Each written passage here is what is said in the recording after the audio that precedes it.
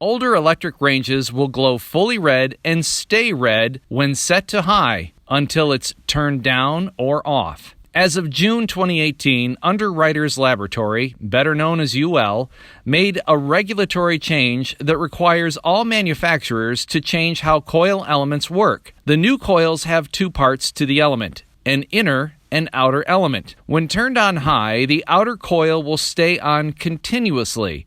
However, it will not glow as bright red like on older models. The inner element now has a thermal limiter that forces the inner part of the element to cycle on and off.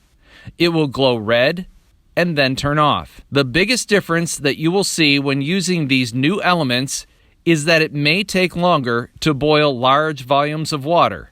This is normal. Here are a few tips to help allow faster boil times. When boiling water, use a cover or lid for your pot. This can significantly reduce boil time. Use a correct burner for the pot you are using. The pot should not hang over the burner by more than 1/2 inch on any side. Use flat bottom pots and pans so the pan and the burner can have the largest area of coverage.